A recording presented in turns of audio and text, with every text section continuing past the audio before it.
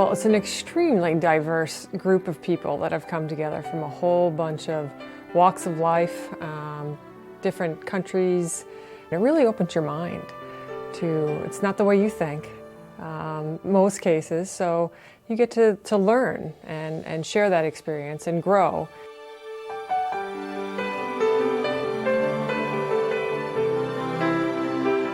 You've got the finest environment, you've got great professors, the topics are pertinent, and when you include that with the diversity in the team that is here participating, it's a winning formula.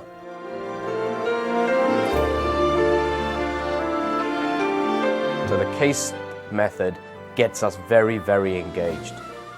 We normally all prepare privately, so we read the cases in advance.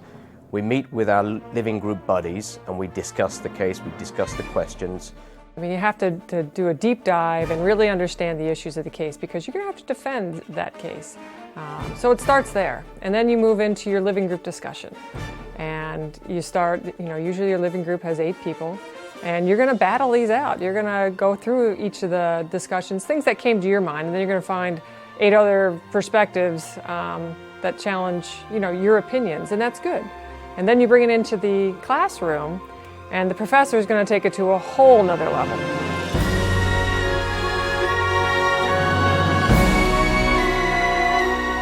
Now you've got your name tag in front of you, so straight away the professor knows who you are. You're sitting next to new people every week, so that gives an interesting dynamic on it. But I think most importantly is that the infamous Harvard cold call can cause some fun and games for you. So all of a sudden you're sort of dreaming about something or thinking about it, and your name gets called out and everyone's looking at you. It challenges you things that you probably did not look at or did not think of. And particularly when the professor keep on asking why, tell me more. You'll answer a question and 99 times out of 100 the professor will say, and why? And then if he thinks you're not quite right, he or she thinks you're not quite into it, it's and why again?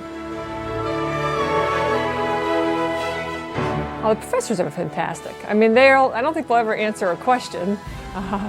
You may ask the question and it'll get thrown to the rest of the group to answer. But they stimulate that and they bring out, those characteristics and try to get you, within the class to engage. The teachers start you up with questions and they prompt and they guide the discussion. But in the end, you make the class yourself. It's the quality of the contributions of the students that make it work well or maybe not quite so well. But in general, because of the quality of the students we've here, it's been really amazing.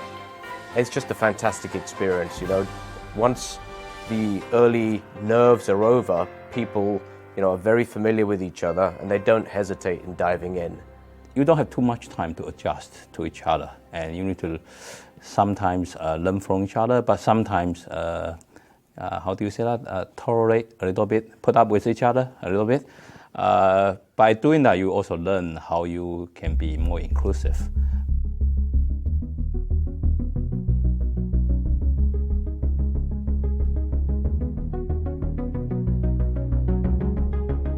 Well, the living group is basically 8 people, 8 or 9 people that just on the first Monday of the 8-week program get thrown together, and guess what? These people are the ones you're going to live and breathe with. That's who you're living with. I mean, you're in a dorm type setting. The rooms are fairly small, so the social living area is, your home for the next 8 weeks.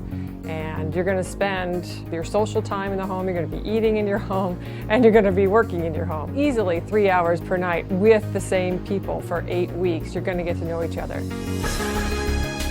They have a perspective that you don't. So they share this whole philosophy that you really don't connect to initially.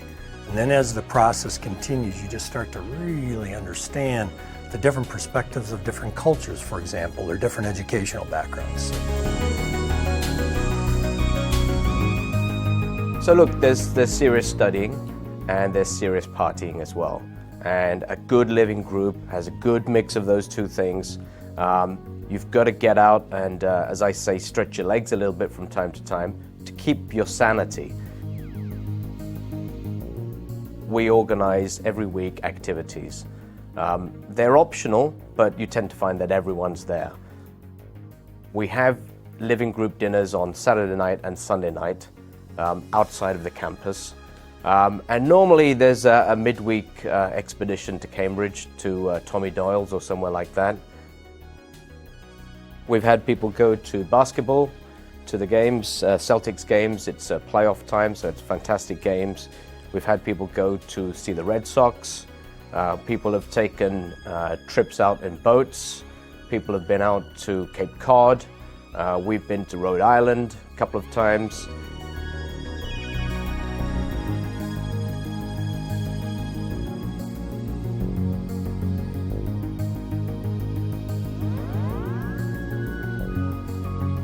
So it is a time that you bond and you really show your strengths and weaknesses, and the team helps you get through it because it's not easy.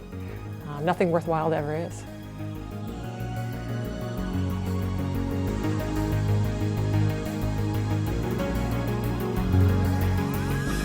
You really look forward to going to the classroom because you know you're going to learn, you know you're going to enjoy it, and typically I look at the clock and I go, wow, how did that time go by so fast?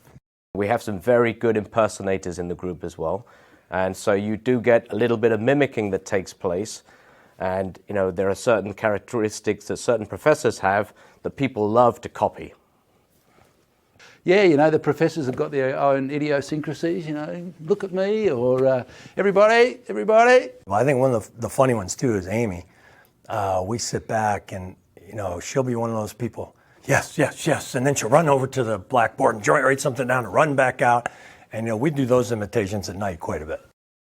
It's just a lot of bright people in a room, and I mean, it's hard work, but it's also trying to have a good time. I think the professors help lighten the atmosphere every now and then, because that's what keeps it lively, that's what keeps it moving, that's what keeps people awake, I guess.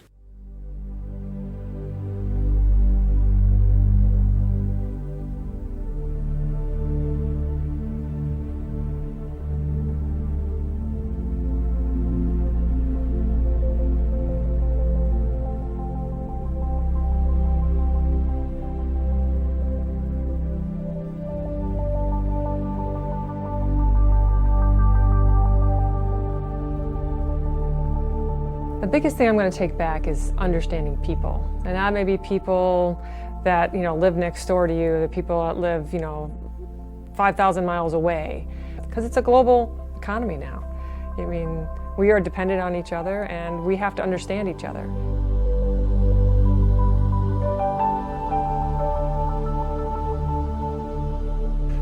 It was great for me to really spend time thinking what is going on in the world, looking at the development of various economies, what is going right, what is going wrong, the impact of the crisis, and what that changes to our world. The program also provides me some opportunity to reflect on my personal style. That helps you to identify your strengths and weakness, and some of the action plans that you can take forward to change yourself.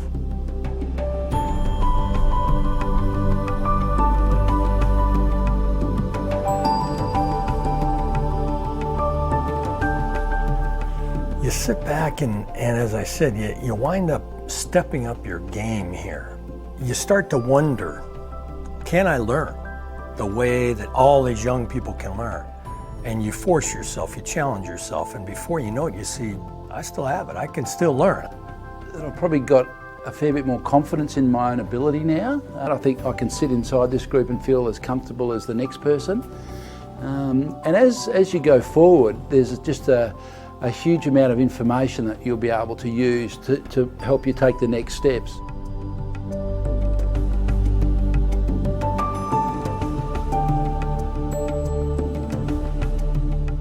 I don't think it ends. I don't think it ends. Our living group, for example, made a pact. We said, look, we're going to be friends for life.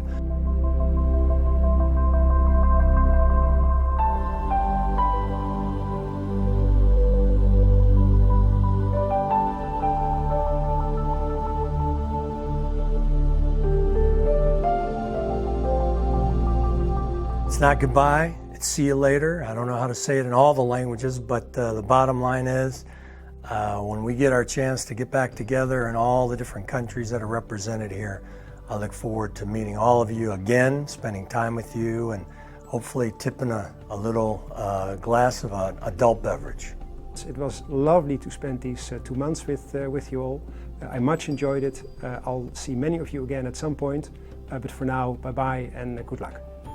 I've really enjoyed your company, the experiences we've gone through, and I really can't thank everyone enough for the way that we've got on, we've embraced each other and we've learnt for everyone. So whenever you're in Australia, you know you've got a bed in Perth. So thanks very much, and please enjoy the rest of your journeys, the rest of your lives. Thank you.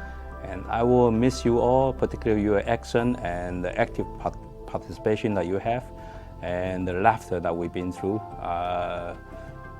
Best wish for your career moving forward, and I'm sure I will see you somewhere. I love you all deeply.